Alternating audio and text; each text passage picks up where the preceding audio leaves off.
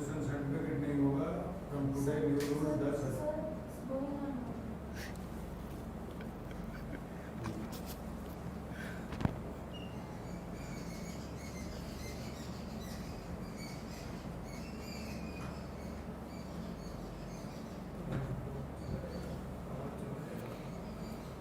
10 नहीं अभी तो he will say action.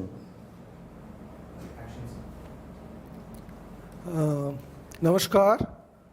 Welcome to the second day's live conferencing on Swayam Prabha Channel 20. Distinguished colleagues who are already joined this particular program. Our apologies from this side. Because of some technical problem, we could not start exactly on time, 3 p.m. I know many colleagues have joined and then sending the questions. We are observing that because of technical problems, so we could not help that. But certainly this time lost in the session will be covered. We will go up to 4:30 instead of 4 o'clock. I think we will manage the session in that way. For today's session, I am CRK Murthy, one of the team member of NEP-PDP team from the Indira Gandhi National Open University.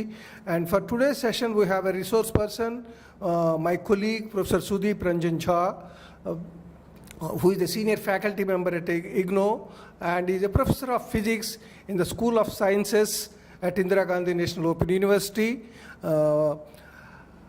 Apart from his expertise in the physics discipline, which is his discipline, he is actively taking part in the corporate life of Indira Gandhi National Open University, and then former member of the Board of Management of Indira Gandhi National Open University. Board of Management is the highest policy decision-making body of the university. And naturally, when we requested him to join us for this session as a resource person, we want to tap his corporate experiences in the university along with his discipline-based knowledge. So he kindly accepted and joined us. Professor Jha, I welcome you for this session. Thank you. Thank you. Friends, I think before I hand it over to Professor Jha, I want to inform him there are few questions which have already come. I think one or two colleagues asked that what is academic bank of credit? Is there any UGC listed the academic courses for the academic, etc.? These are the questions. Nothing to worry. Professor Jha will address all those issues. Apart from that, after his presentation, if there are a few more questions, we will certainly take it up. And so once again, I welcome you all, for all the colleagues from different parts of the country to this session. And then I welcome him, Professor Jha, again, and I will hand it over the session to Professor Jha. Thank you, Professor Murthy, and good afternoon to all our viewers across the length and breadth of the country. Welcome to this program, and today is the second day of live conferencing session with all our participants. I will not call you students because we are all colleagues. And I've been told that in this first batch, around 6,000 plus teachers from across the country, from university systems, colleges, are participating in this one-week program. And it's a very timely initiative taken by Indira Gandhi National Open University. As some of you may be aware, IGNO has a dedicated discipline, the dedicated division, so to say, in STRIDE, called STRIDE, which specializes in training and capacity building of teachers and other functionaries of ODL institutions, as well as teachers at large. Now, coming to today's discussion and deliberations, I have formatted it like this, that I will touch upon a few issues related to National Education Policy 2020, and then as you must have accessed that entire courseware for this one-week training program is already uploaded in the form of self-learning units as well as a good repository of video programs. So the topic I am going to generate discussion around is already there in one of the videos of the courseware for this program. So I will just initiate certain issues which I think are important for teachers to start thinking about and discussing about among themselves. So let me begin with certain salient sentences from National Education Policy. That is in the very first slide of my presentation. This is not my framing of the issues. This is simply taking certain important sentences and statements from the National Education Policy. The first is that NEP envisions the complete restructuring of our higher education institution, be it universities and colleges. That is captured in the sentence which says that we now are at such a juncture in the development of higher education system in our country that there is a need to develop higher education institution into multidisciplinary universities. Now, to contextualize this concept of multidisciplinary universities, you will know that I am very sure that majority of the participants will be coming from college systems, so to say, and some university systems.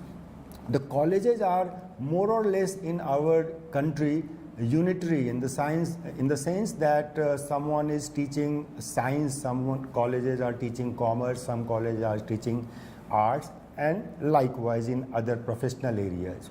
The whole idea is that this system of silos working in isolated unidirectional direction in terms of disciplines is not going to help students of 21st century. That is one presumption.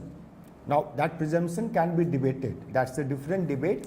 But the whole idea of today's interaction is, and I would like you to raise issues, we can discuss it, that this is one of the major recommendations. Therefore, underlying this assumption is the recommendation that we now need to move towards large multidisciplinary universities. That is one recommendation.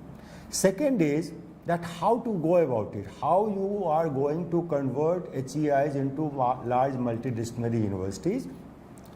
There, the recommendation is that by transforming higher education institutions into large multidisciplinary universities, colleges, and HEI clusters and knowledge hubs. So these are the three categories. Now, university is well known that most of the universities are multidisciplinary in the sense that we have departments across the disciplines coming from science, social sciences, humanities, and professional education.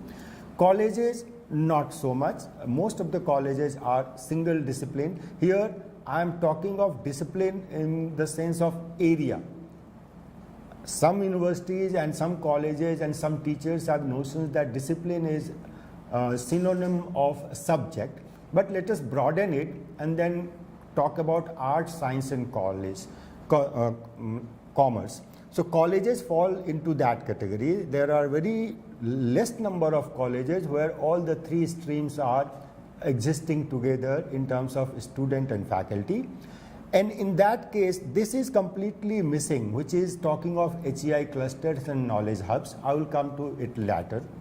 Third is that being a teacher, we have to locate ourselves in this broad three category of universities which is envisioned in NEP. That is, one category of universities will be research intensive universities. Second category of universities will be called teaching intensive universities.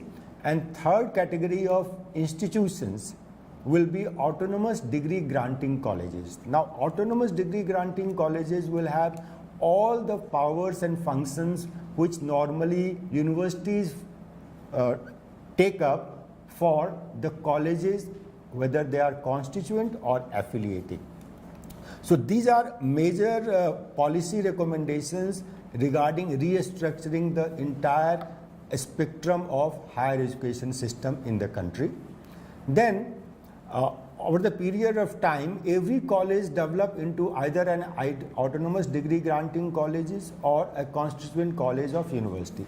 This comes from the fact that this policy document tells us that this notion of affiliated college is going to go in the coming years. Now the time frame is typically 10 to 15 years. The policy recognizes the fact that such radical change in the structure of HEIs cannot be achieved overnight. So they have given a time frame over which they expect that this affiliated colleges entity has to go out of the scene from HEI type of structures.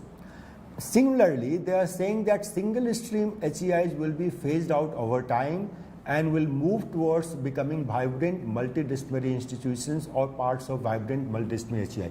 Now, these are terms. Let me explain it by way of giving you some examples. I am sitting in Indira Gandhi National Open University. I am a faculty in School of Sciences here.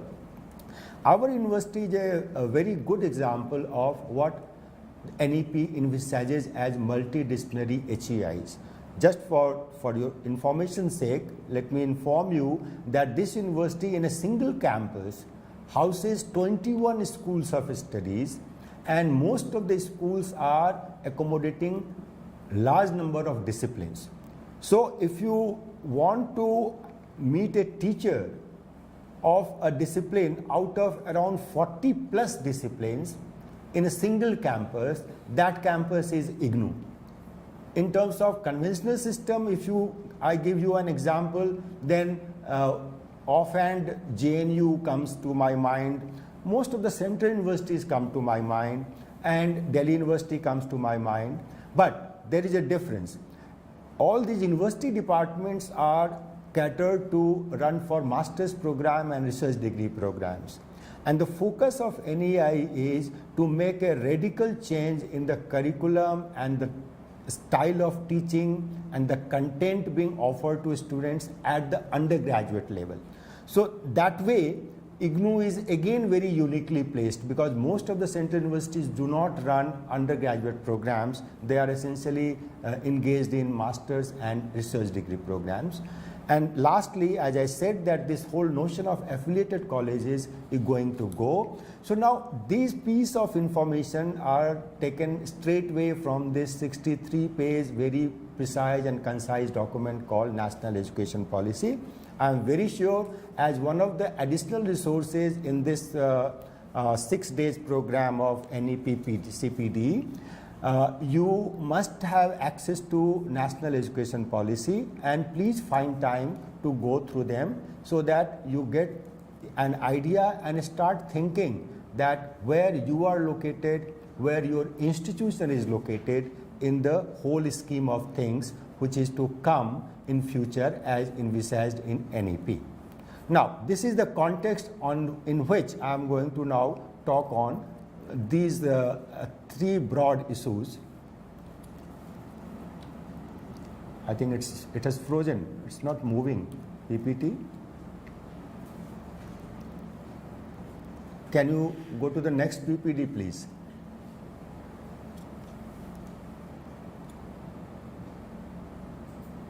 Yeah, hold it. Thank you. No. Is it done? That's right. Thank you.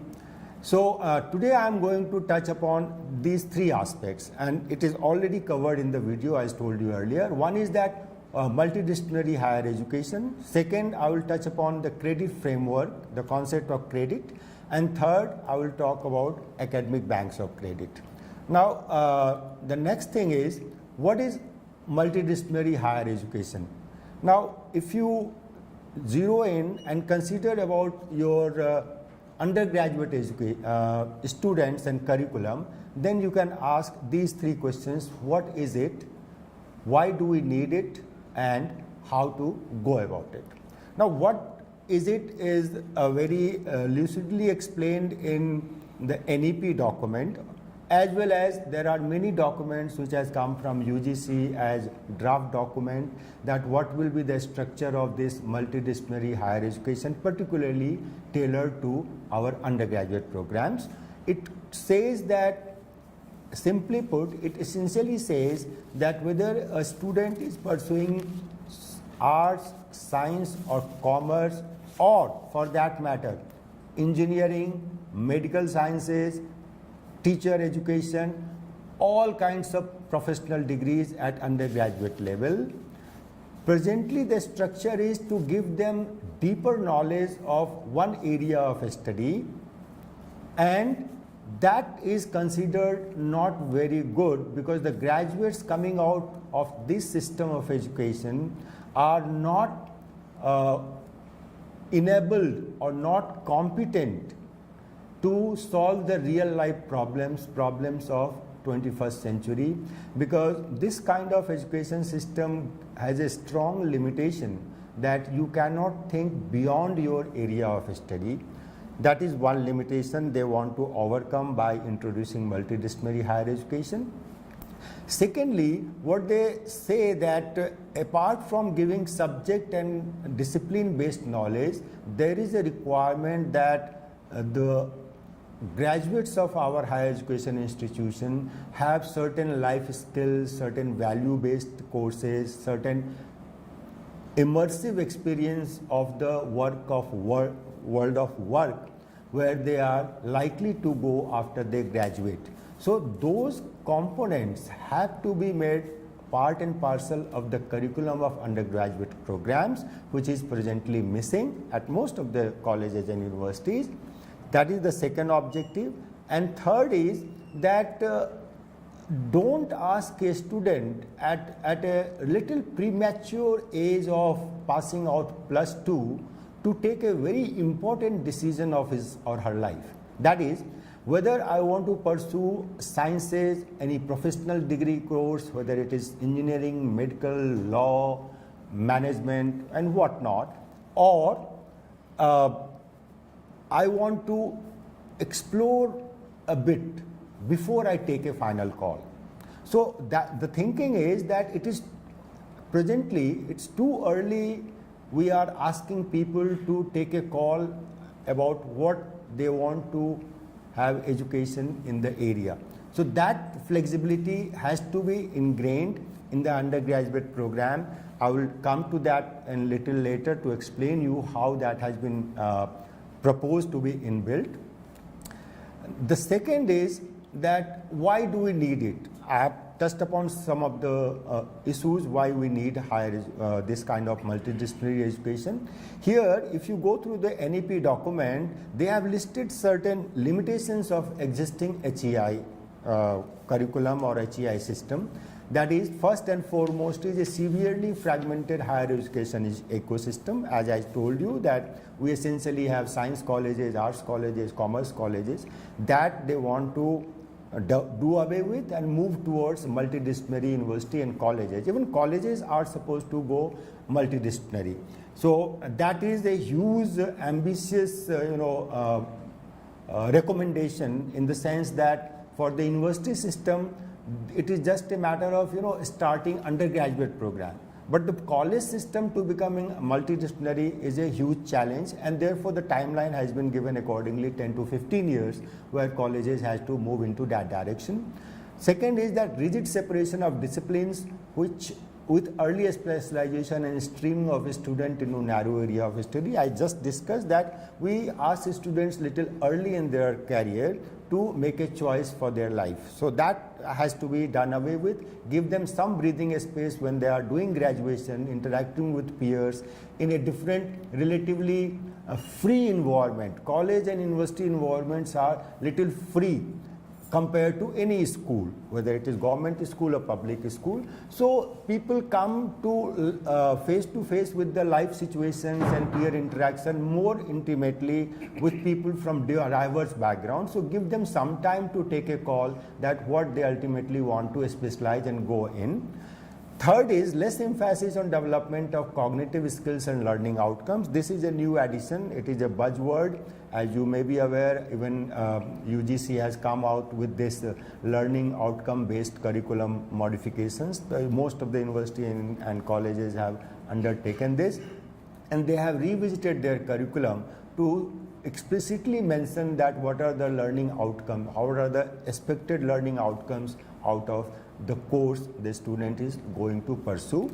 And last, I have listed only few, it's not only relevant to today's talk, limited teacher and institutional autonomy. That I will come again when I talk about autonomous degree granting colleges. So how does it, why multidisciplinary higher education? These are some of the features which can be assigned towards the benefit of multidisciplinary higher education, again focused towards undergraduate programs, enhances adaptability to changing demands of the job market. If you have experience of a variety of disciplines, a few courses from different diverse areas, then later on, even if you are not pursuing a particular area, but you get a hang of the subject. So in future job market or in your future life, you come across some situation which demands skills of that discipline, then you will not find yourself an alien in that situation. You have some background and you can of course build on that and take up the challenges you face either as your job situation or in your life condition. Second benefit of multidisciplinarity is opens up new area of knowledge for students and teachers and keep them relevant for the society in management engineering. For example, when there is interaction happens, if the same campus is having BTech, case in point is IITs. Most of the IITs have now started their MBA programs also. So it ensures that the faculty and students are on the same campus, right? And both these stream students and faculty are not struggling but exploring new emerging problems and trying to find out solutions, right? So it happens that if the campus accommodates both a student and teacher community of these two areas, then they can be of mutual help to solve the problem at hand, whether it is the problem of engineering or a problem of management. So that is one benefit to have a multidisciplinary higher education institution. Third is it gives rise to new discipline. For example, 30, 40, 50 years back, I'm not very sure about the timelines, but when we were students around 30, 35, 40 years back, these were not recognized as full-fledged disciplines. For example, women's studies, gender and development, energy studies, public policy. These are now establishing itself as an independent discipline. Now, if you go through the background of what is the content and what is the transaction in terms of teaching learning in all these areas, you will find that it is a combination of many traditional disciplines, and that interaction between disciplines has given rise to new disciplines which are becoming more and more relevant and important for the society. So these are issues on which a person having background of more than one discipline can only address. Single traditional discipline based expertise may not be able to address issues emerging out of this. And the last but not the least is encourage application of knowledge for addressing the challenges faced by the society, because the whole idea is that when you graduate and go to the world of work and be a responsible citizen of the society, you come across many situations, whether it is work related or your life related, where this kind of diverse knowledge base which you have gained while you are graduating will help you tackle them, face them better. Now narrowing down to how we want to go about it, right? Supposing, now I can visualize that one of the participants is located in, let's say, science college. Being a man of science, it comes naturally to me. Now, you want to make your undergraduate program multidisciplinary, where you want to incorporate courses from humanities and social sciences, and maybe some computer related courses, maybe some commerce related courses. So how you will be at a loss, because your college does not have departments, you only have science departments, right? And the demand and the vision of NEP is that here I have written, let us now talk in terms of semester system. These are the new things which now most of the universities and colleges are familiar with. A 3-year undergraduate program is supposed to have 6 semesters.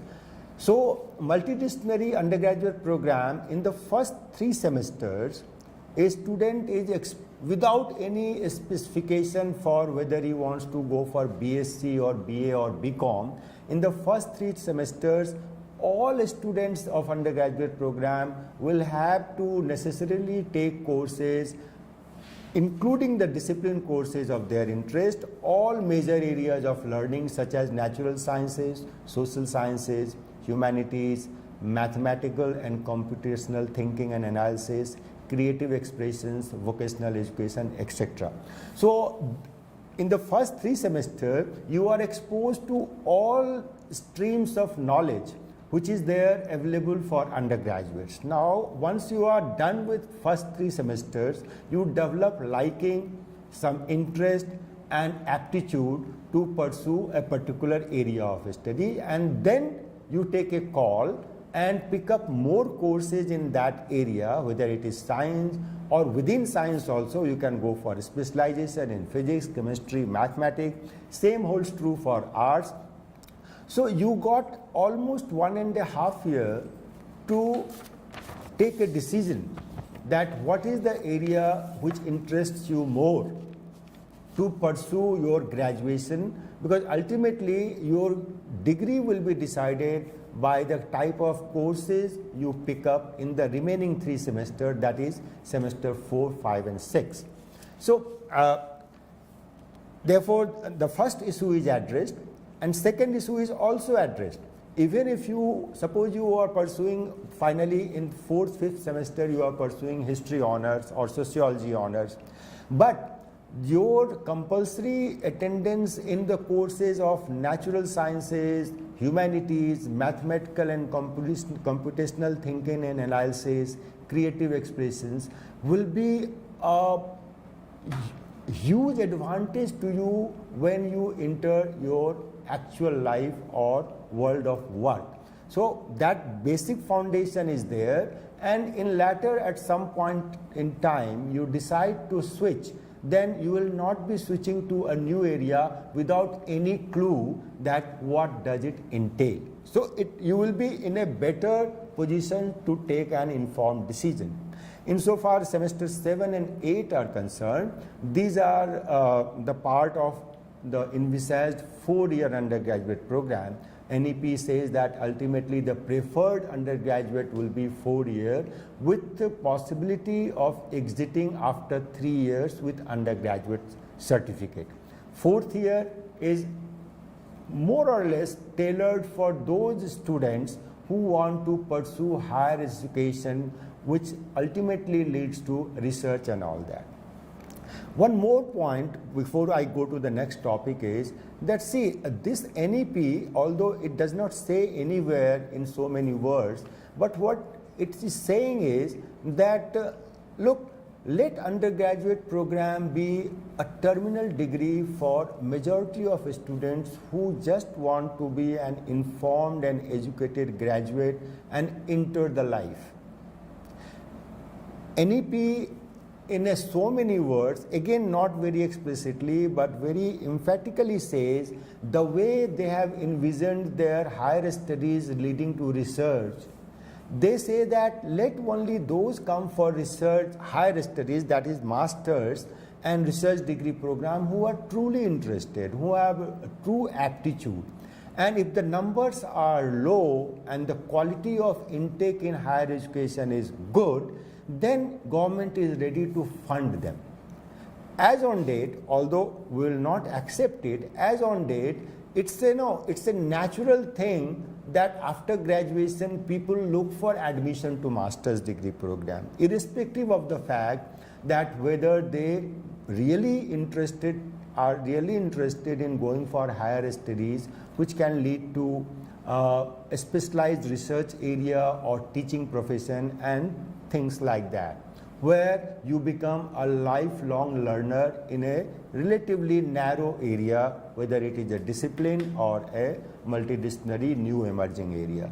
So, in a sense, NEP says that let us consider that majority of our student population, for them undergraduate is a terminal degree. So, if someone is not going to study further, let us equip him or her with all the necessary information and analytical skills so that he can face the world of work or life with a better confidence and well equipped. So that is the whole idea. Then this 4-year undergraduate programs makes more sense. As you can see that what are the type of courses they will study if they pursue 4-year degree program.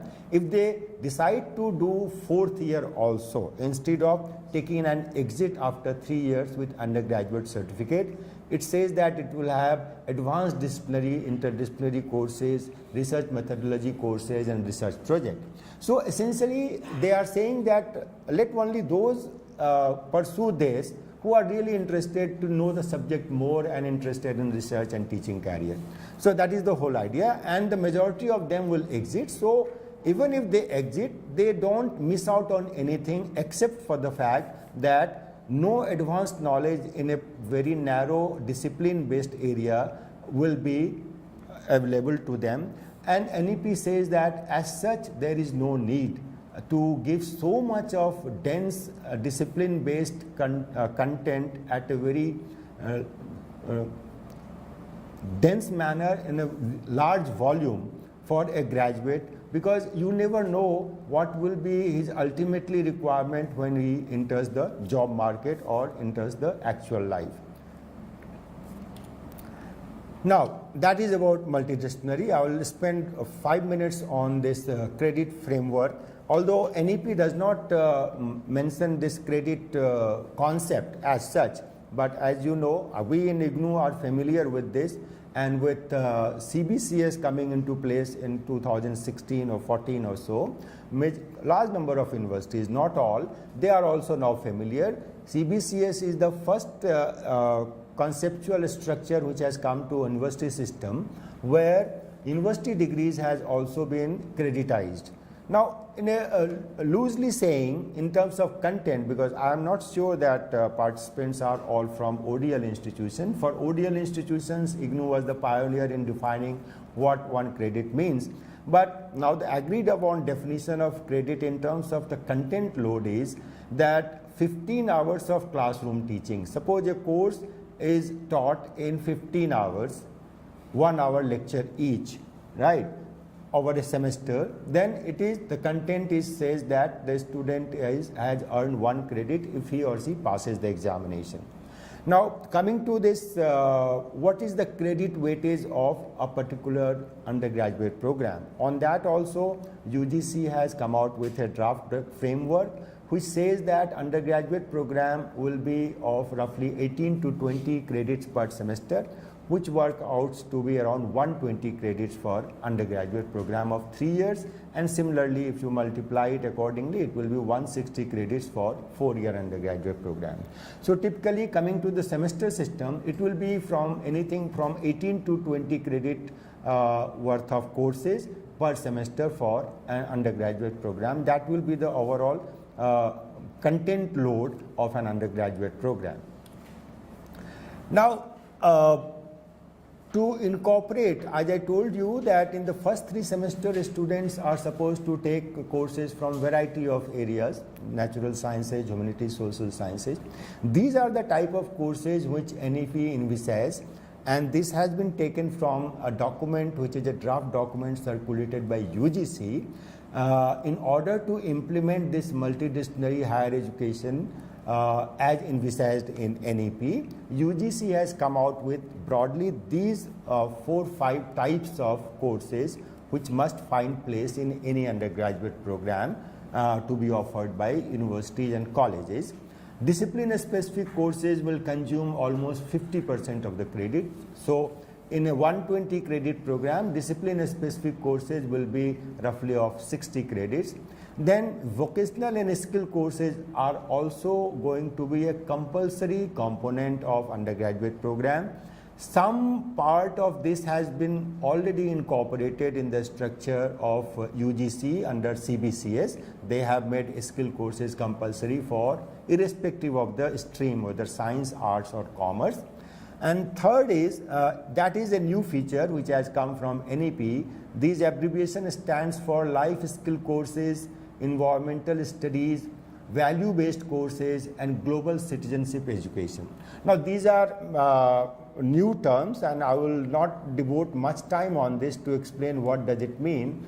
It essentially means that this goes beyond the traditional discipline-based knowledge, and environment is also again made a compulsory component of a undergraduate program by UGC across the universities. Value-based courses and life skill courses are new courses on which also UGC has circulated a list that what are the areas which will fit in this category of courses, and you have to have around 16 credit courses in the undergraduate program. And the fourth is, I was telling you that at the undergraduate level, a student must have experience of the world of work. It can be in the form of field projects, internship, or apprenticeship. These are going to be a compulsory component of all undergraduate programs. Here, when I am talking of undergraduate program, I am not limited to science undergraduate program. These suggestions are for across the areas art, science, and commerce, and the credit weightage there is given around 20 credits worth of field work, internship, and apprenticeship. And the fourth is again dedicated to only people who are pursuing the fourth year. For them, doing a research project is one of the requirement to get a 4-year degree, undergraduate degree with research and honors. Now, the third thing is ABC, that is Academic Bank of Credit. This is very explicitly mentioned and elaborately discussed in NEP document. Academic Bank of Credit essentially means that if I have passed certain courses, and those courses carried certain credits, right? And for one reason or the other, I had to discontinue my education in between. After doing 1 year of graduation, I had to discontinue, or after doing 2 years, I had to discontinue. There can be many reasons. Let's not go into the reasons right now. The idea here is that whatever effort a student has made in passing those subjects, that should not go waste. Let us create a bank where the student can credit those credits. I mean, these two credits are different. First credit is the banking credit. I deposit, let me put it like this, I deposit my earned credits in my academic bank, right? And as and when I join back, God willing, if I get an opportunity to come back to the higher education institution and complete my degree, which I had to leave for a reason, then I can encash those accumulated credit in my academic bank to complete my degree. I don't have to redo those courses once again. There are many conditions, and the course must be valid. I mean, you can't deposit a credit and come after 20 years, right? So in 20 years time, all the courses and all the programs completely get revamped. So the life cycle of the course is there. It's roughly around 7 years. You can have your credits earned and deposited, and you can encash those credits within a period of 7 years of earning those credits. So this is a very, very noble idea in the sense that in our country, which is very diverse, and it's not privileged to one and all to complete higher education in a time-bound manner. There are many life situations where you have to quit in between. That is one, to not let students' effort go waste. Second is that it gives flexibility to a student in terms of mobility. Suppose there is a relocation of your family or yourself because of one reason or the other. So that credit and that academic bank is valid across the country. And the operational part is that most of the universities are supposed to register on a centralized academic bank created by Ministry of Education, where their respective students can deposit their credits and then they produce their passbook to some other institution where they are joining. and then they can encash those credits. That is the whole idea. It will enhance the mobility. And third is that facilitate multidisciplinary higher education. This is very important, particularly for those of you who are coming from unitary colleges, whether it is arts college or commerce college. Suppose your college takes a call and plans to start a multidisciplinary higher education where you want your student to take up courses from science, some courses from humanities and social sciences, some courses from computer, but you don't have a department because you are an arts college. So here this academic bank of credit is of great help.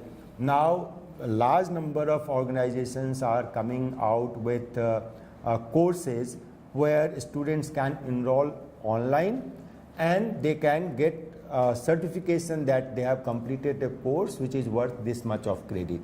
So if your college curriculum takes cognizance of such kind of courses which are not available in your college, then you can always ask your students to do these courses from such online course offering platforms.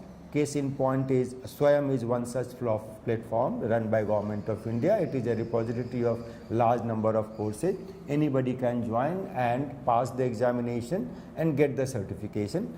So this is going to facilitate those colleges which are still not multidisciplinary higher education institution as such.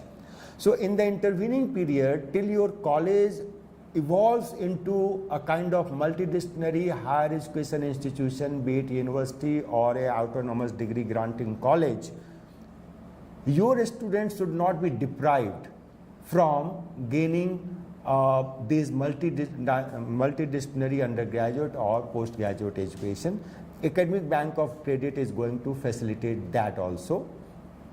And third is that these are the operational details, that how does it this scheme works. A scheme operates like a bank. You deposit money in city, let's say Delhi, and you can withdraw that money in city, let's say Kanyakumari, provided the bank has a branch there. So that is the way a bank operates. You can deposit anywhere cash and withdraw cash anywhere. Same is true for credits earned by a student. He or she can deposit as well as in cash from the academic bank.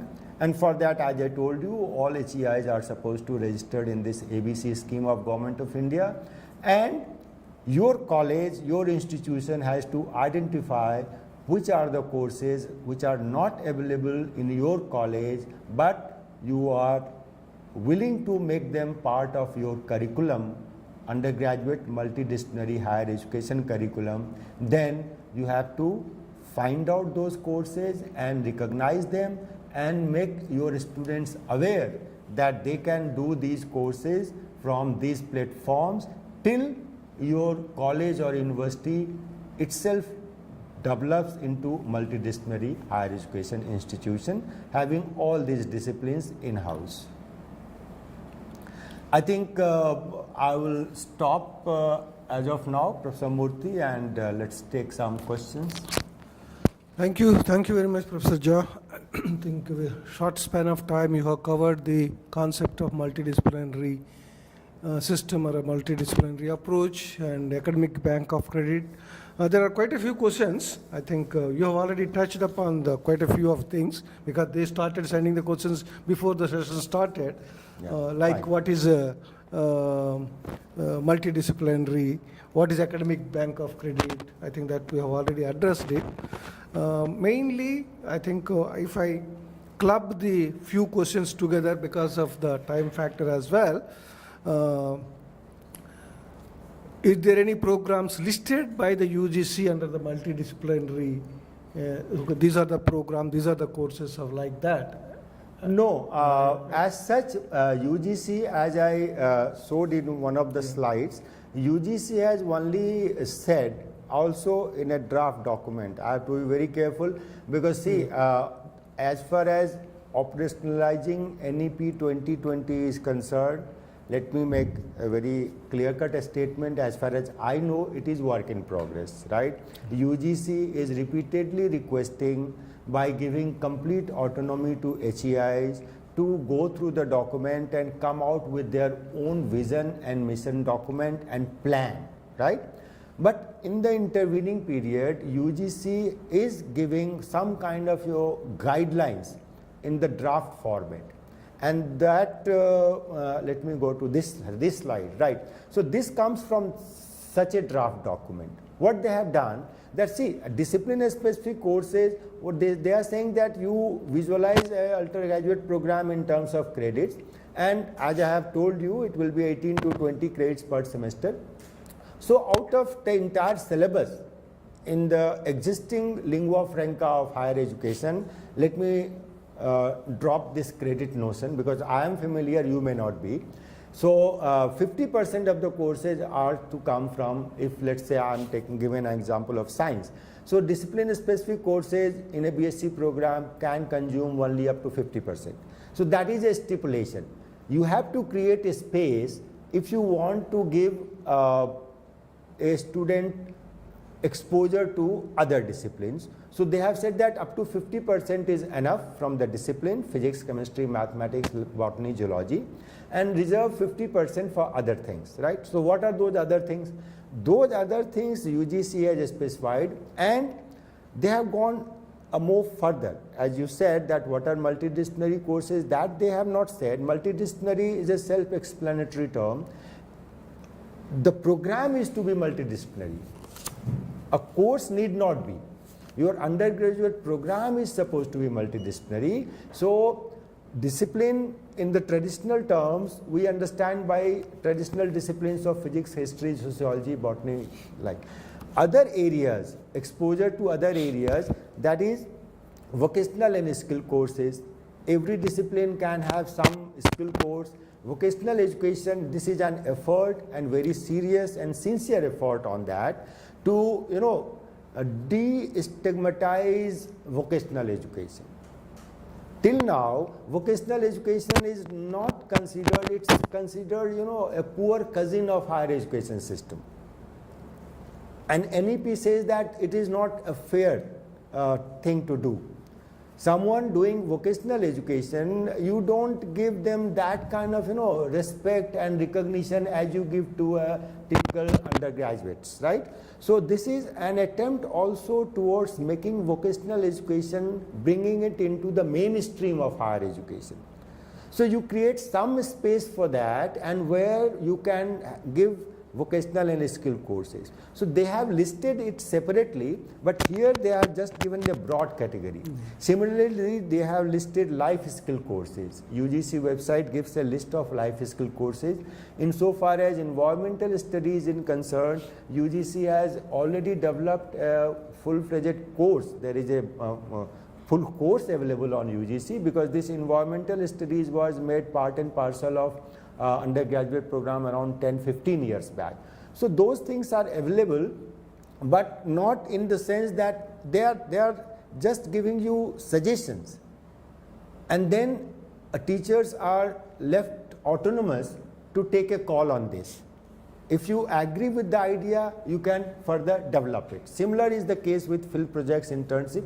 That depends on what are the disciplines they are studying, and naturally, therefore, they will go for these internship, apprenticeship in the related field of work. Yeah, I think many colleagues are eager to know, as you rightly pointed out, that science colleges, arts colleges, commerce colleges, and law colleges, these are all independent. So even if they want to go for the multidisciplinary courses or the programs, it is not possible, because unless you have a time. Yeah. That's why. I mean, if you remember, in the very first or second slide, I talked about what they are visualizing in NEP is there will be ultimately, in a time span of 15 years or so, only 3 types of HEIs. One will be called universities. Within universities, again, universities have to take a call. Now, when we say that research intensive, that does not mean that it will not have teaching. Similarly, when we say teaching intensive, it does not mean that it will not have research. It's not the intent. Intent is that what is your core competence, right? And most of the colleges will ultimately fall into that category. That again does not mean, they say that all these categories are very dynamic. Any autonomous degree granting college can decide in their institutional development plan that now coming 10 years we have to graduate to a research intensive university, right? They are free to do that. The only thing is that they have to set their priority and work as per that plan. Anyway, that is one.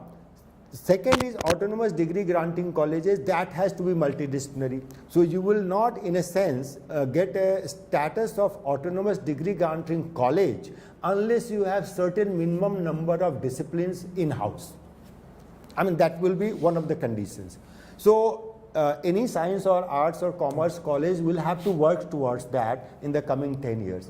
Third is, if that is not possible, then they have coined a very interesting term that is called multidisciplinary higher education clusters. Yeah.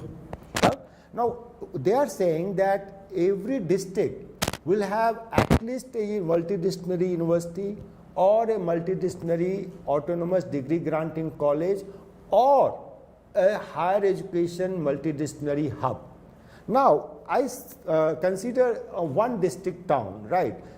Most of the district town have at least 2 or 3 colleges, one science college, one arts college, one commerce college, right? So, as per this idea, they are saying that if for whatever reason, any of these cannot have their own disciplines, in a science college, if you can't create arts and commerce immediately, no problem. You 3 of you start talking to each other, and that is the concept of hub. Higher education multidisciplinary hub intends to not to disturb the existing structure. Only thing they want is that you 3 start talking to each other so that your students, a science college student, can go and take some courses in the arts college, take some courses in the commerce college, and vice versa. So you 3 become a hub for higher education system. That is the third possibility, and in my opinion that is the most viable in the context of our country. And they say that for a student joining that hub, for him or her, courses from all these 3 colleges are available for his undergraduate program, which will be multidisciplinary in that sense. I think, Professor Jha, you rightly touched upon. I think many institutions of independent science stream and art stream, they are worried. I think you have touched upon, it can be done immediately. Right. I think it's not a year project or a 2-year project. When the institutions have to come together, visualize the multidisciplinary courses, I think clustering of the institutions, what University Grants Commission has come out with even the press briefing as well as the guidelines also, right, how to create hubs and clustering colleges. And then one colleague asked in that context, who will initiate the process when the cluster? I think these things are being worked out. No, see, the point is ultimately education is on a concurrent list. Yeah. I mean, that is the fact of life, right? So a college, the way our different states have college system, higher education system, college system, universities are more or less under the overall purview of UGC, but colleges are of different kind, private colleges, government aided colleges, government funded colleges, all varieties are there. See, this policy document is talking to the teachers and policy makers, right? So, and it is giving you short term as well as long term solutions. The long term solution is that a science college gradually becomes multidisciplinary by having faculty of arts and commerce both, and for that the timeline is given 15 years by 2035. But this is very interesting that they are also giving you alternatives which can start immediately, provided the administration, I mean, all these 3 colleges in a typical district town, right, in whatever state, whatever type of the management is, they are ultimately governed by some kind of a state government. So if a state government agrees to this idea, they can create a forum where these 3 institutions starts talking to each other and work out a plan to create a hub. And take support also from each Exactly, exactly. I think, these worries, I think you have clarified large extent. It's not immediate thing. I think it needs time. I think that's how somebody asked, in fact, how to create awareness of not only ACB, all these concepts. I think quite a few of our colleagues in colleges and universities, they are getting information from different sources. UGC is coming into with guidelines on each and every major aspect like academic bank of credit, multidisciplinary approach, and various other aspects related to NEP. One or two colleagues expressed today a very interesting one. Sir, disciplines are very well established in the universities, particularly. I think when you merge these disciplines, when you break the walls of these disciplines, will it not lead to some sort of a chaos and identity crisis of that kind? I think maybe they did not get the concept clearly. We are not. I think at IGNO you can take example. No. It's not a matter of playing with the identity of a discipline. Not at all. See, if I can go back to this slide. This slide. You see, I mean, what I am saying and what NEP intends, and that's what I understand from NEP. What they are saying that suppose I am a person of physics, right? So I have to give a course which is appreciated by anybody who has done +2. Right now, what I am doing? Right now, I am tailoring my and conceptualizing my physics course, which will be understood better if someone has done +2 with science, right? Now, if I am going to offer a course from physics, which can be understood from someone who has studied science only up to 10th standard, so it's a challenge on me, right? And that those two courses will be different. So, for a general audience, irrespective of their background at the school level, so it will remain a physics course, right? But pitched at a level where even 10th pass with science student can appreciate what I am trying to say. For my discipline, it will be simply non-mathematical, kind of presentation of the concept, right? Because in higher studies, physics become very mathematical, so some kind of mathematics background which they get in +2 level is necessary. But if I am to make a course for this audience, then I will accordingly change the treatment of the concept, but the concept will remain the same. Similar things will happen to all other disciplines. Disciplines will contribute in the overall basket. No discipline will get their identities dissolved. Lost, that is the main. That identity will remain. Multi does not mean, it does not tells you as a discipline to wither away. It says that more than one.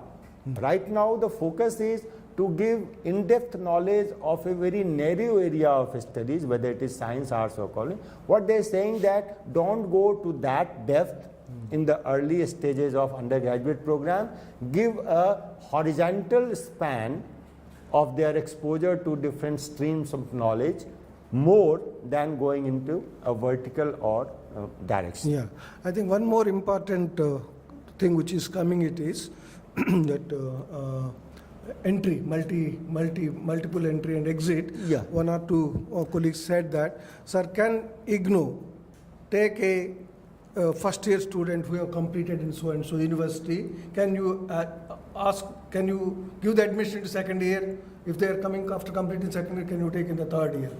I think what is the process for that? See, if you are talking of IGNO, we are doing it since last 20 odd years. It's going to be challenge for you, right? For you, I mean that for other institution, I know for sure that within a university, changing college is still possible. It's not very difficult because the curriculum is same, right?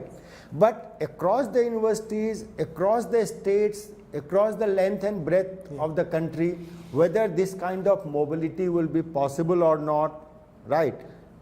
As on date, this is a work in progress and my fingers are as crossed as yours, right? So I will not go into the details because ABC document has also come on the UGC website, and that gives some idea that this credit mobility will be among the institutions which meet certain benchmarks. So these are the matters of details, and these are work in progress. So, but these are good ideas, right? In the sense that it gives much flexibility to students to Yeah. pursue a program. I think, Professor Jha, you have summed it up in such a way. I think these worries or concerns, you can call it as a concerns, are equally applicable, whether it is a academic bank of credit, or it's a credit transfer, or multiple entry exit. Because at IGNO, we have been practicing it for the years that we can catch easily. Right. And those colleagues, academic counselors and others who have associated with IGNO also well. But for others, it are new jargons, new concepts, makes them to worry. But I think nothing to worry. This is a innovation, you call it as experimentation in the higher education, of course in all the levels of education. I think one has to go with a positive setup and moving. There will be hiccups, there will be ups and downs in the implementation, but we have to go, but as a teacher, you are all teacher colleagues, I think they will be able to move with a positive mindset and then share their experiences. As we go along. Yeah, go along. I think that's what we are approaching at IGNO in that manner. I have 2-3 general things which colleagues are concerned. Yeah, today because of technical problem, our live session, chart live session, started at 3:30 instead of 3. That's how we compensated with half an hour late, half an hour continued at 4:30. But tomorrow the session, live session starts at 3 and then we'll conclude at 4. Colleagues need not worry. Join us exactly at 3 o'clock. And 1 or 2 friends asked that, what about the material? Material is provided, print material is provided in the SWAYAM platform. The moment you enter into the SWAYAM platform, print material both in English version and Hindi version are available. I think those colleagues who are जो हिंदी में पढ़ना चाहिए अच्छी तरफ से material है, same material, there is nothing change in that. Hindi में English में दे लिखा हुआ वही हिंदी में भी लिखा हुआ. I think as far as videos are concerned, yes, maximum videos are in English, but Hindi version are being prepared. It will take some more time. लेकिन जो material हिंदी में है आप पढ़ेंगे English में जो videos है, I think you will be able to get it and catch it up the concept. So लोग जो material available hai, please go through the material, both the print material as well as the video. And 1 or 2 colleagues have already pointed out in the chat box, sir, it is the best material written by the, yes, I think we from IGNO and NEP team mainly requested the best experts available in the area concerned. I think catching them itself is a tough thing, and getting it written from them and getting the videos prepared them is all the more, but I think we really could manage with the best people available. That's how you are viewing their print version material as well as the videos. I think that's how we have to go. And 1 or 2 colleagues asked that, what about the compulsory attendance for the live session? It's not a compulsory, but many colleagues are joining. I think yesterday around almost 1,500 colleagues joined the live session. Today I'm yet to get the figure. I'm sure that the figure must have gone up today. I think tomorrow, if you communicate with other colleagues, many colleagues will join. I think that's how it happens. I think you spread the by word of mouth also, because whatever you read it, when you get a doubts, naturally this is the best opportunity to interact with the colleagues who are presenting the thing and giving the clarifications. I think that's how we go about it. And then of course, not only going through the print material and videos, attending this chart-based session and interaction with the expert available in the studio will help you to clarify your doubts, and these things will help you in finally appearing for the test, both the internal test as well as the final exam test. I think that's how the thing, how to get the certificate. You asked 1 or 2 colleagues. Yes, once you go through that, the 30 marks, we have the discussion forum based test, and then for the 70 marks, we have the final test. Both are in the multiple choice based questions. There is no essay write-up. I think you will be able to do it the moment you go through the material and interact with us. I think that's how we go. I hope we are trying to give the answers or give clarifications to maximum questions. Maybe we could not go to all the questions we have received so far yesterday and today, almost 900 questions, but we are clubbing that. That's how we interacted that and trying to give it, and still we will try our best in the coming days. If not exactly today you are not getting the response, certainly you will get the response to your queries by the experts who are presenting to you and by our NEP team who are working day and night on this, reaching you in every possible manner. I think with this we will conclude the session. Before that, let me thank Professor Jha sincerely. Today, Saturday being a holiday, now, but all the team is working to make this live chart-based live session possible and interactive. I think I sincerely thank Professor Jha for coming and joining us. Thank you very much. All the colleagues, tomorrow we'll meet you for the sessions, live chart-based session at 3 p.m. tomorrow.